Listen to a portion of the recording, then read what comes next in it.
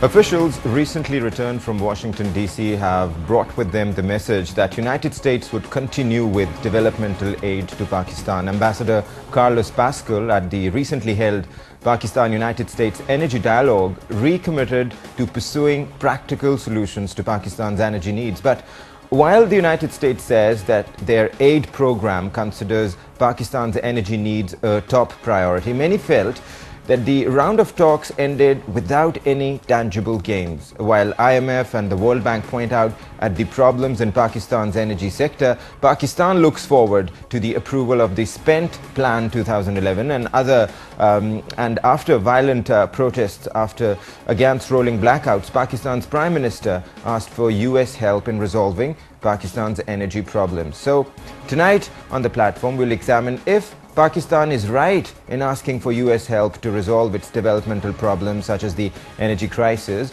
or could the international aid agencies be generous in helping Pakistan get out of the trouble? And to take part in the conversation tonight, I have with me in the studios PML's Senator Haroon Akhtar Khan. Thank you, Senator Khan, for joining us here on the platform. And also we'll be joined by Mr. Shamsul Mulk, who's also served as Chairman, Water and Power Development Authority, that's WAPDA. Welcome, Mr. Mulk, and thank you for joining us. Let's cross over now live to Washington, D.C., where my colleague from Voice of America, Ayesha Tanzeem, is waiting with her guest. Hello, Ayesha. Thank you, Waqas, and welcome to the Voice of America studios in Washington, D.C. I'm Ayesha Tanzeem, and with me in the studios is Mr. Danny Cutherell, who's a policy analyst at the Center for Global Development. He has worked as a consultant to several organizations, including the World Bank, and he has worked in Afghanistan and Pakistan, and he just told me that he grew up in Pakistan. So he's worked on governance and community development programs, so he knows how the region works, how aid works there.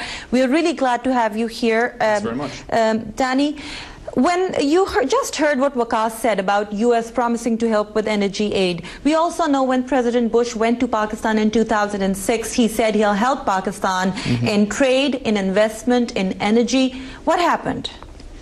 Well, there's a fair bit of aid that's been dispersed since that time, and even more since the creation of the Kerry-Lugar bill. Unfortunately, I think for a number of reasons, some of that aid hasn't been used as effectively. I think part of that is because of problems with clarifying the objective here on the U.S. side. And part of that is because of the problem of the joint security and aid relationship that the U.S. has with Pakistan. I think those twin objectives tend to get muddled, and they tend to stop either one from being achieved. But the U.S. was also the primary partner in a group called Friends of Democratic Pakistan, created when Foreign Minister Shah Mahmood Qureshi came here a couple of years ago to help the democratic government, to help in sectors like energy and social development. That group also doesn't seem to have worked really well. Well, I guess it depends on what you would consider the objectives of that group. They have done a fairly good job of highlighting the need for continued civilian support to the U.S. I think there are some sectors here within the U.S. government that would say, why are we giving any civilian aid to Pakistan? We need to be focusing on our military objectives there, their security issues there. And I think Friends of a Democratic Pakistan have helped to raise at a fairly high level the issue of support to the civilian government, support to development, energy issues, democracy, all of these things that those of us in the aid community would consider sort of no-brainers. But you have to remember that within the U.S. government, there's a fairly wide range of opinions on how to engage with Pakistan. And I'll come back to how to engage with Pakistan, but I would like to ask Senator Haroon Khan, who's sitting in our Islamabad studios. Prime Minister Gilani said, I warned US that there's going to be an energy crisis and people are going to be out on the streets. But the cabinet knew when they took office that there was going to be an energy crisis. And yet it took them 2 years to come to the conclusion that they should use less streetlights. Do you consider that they're really serious about the energy crisis in Pakistan, Senator Khan? Thank you, Ayesha. I think there have been very serious lapses on the part of the current government. and that doesn't even need a debate. Nobody can argue that. I think by the time they realized that there was a problem, they were well in the middle of their term. They made commitments, they made promises, they could not fulfill. They thought that the problem can be fixed by rental power plants. That was absolutely a big controversy. They had started to plan to generate 2,300 megawatts from them. I think only 62 megawatts are in the system. But Ayesha, let's talk of the broader picture. The broader picture in Pakistan today is that it has not only the problem of shortage of capacity, but it has also the problem of a very expensive fuel energy mix. We have about a 30% dependency for our energy requirements on oil. And the 50% mix which we used to have on natural gas, which is a cheaper and a cleaner resource, is going down and currently touching 38%. We have not been able to tap our indigenous resources like coal. We have not been able to make use of our ideal conditions of making dams in this country, the hydel power, and the dams that we have. That's where we need funding. That's where we need IMF, the World Bank, Asian Development Bank to come forth and irrespective of any other lapses or inefficiencies that exist in the system, which we have to take care ourselves. Yes, I accept, but they've got to be coming forward and help us in our dams, like the Diamar Basha Dam, like the Neelam Jhelum hydroelectric plant. And we have to look at the renewable energy resources. Pakistan is a very hot country. It has about 80% sunny days, and we have to look at the solar things. The United States can help us in that. We are already looking into the wind. We are looking into ethanol mixed with petrol. And above all, the cheapest energy found today in the world is the nuclear energy. I mean, that's where we need the help of United States of America. So, Senator Khan, you seem to agree very clearly on what the Prime Minister Yusuf Raza Gilani said recently. That was last Monday, actually, when he said that US should come forward and help Pakistan meet its energy crisis. And, you know, he made that statement when there were violent protests in major cities of the province of Punjab. Yes, if there is a problem of circular debt, that's our problem. We have to handle it, and it's a shame we have not been able to handle it so far. If there is a problem of corruption within PEPCO and WAPDA, that's our problem. We have to take care of it. We have to put our house in order too.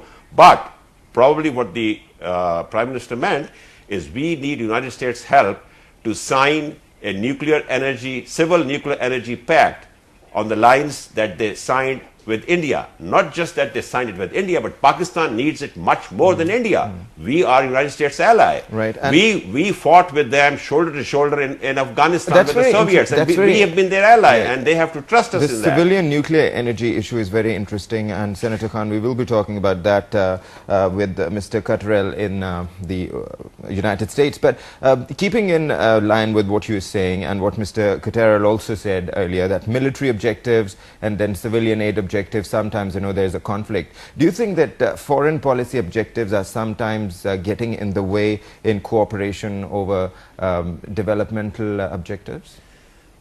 Waqas, I don't think that any aid which was meant for military purposes was redirected or the civilian aid was redirected to military purposes. I think what was directed for military purposes was used for military purposes. It's amazing that there was a lot of debate on the Kerry-Lugar bill, but it has been almost a year and a half or 2 years, and the only amount of money that we've received so far is about $400 million. And we were supposed to receive $1.5 billion a year.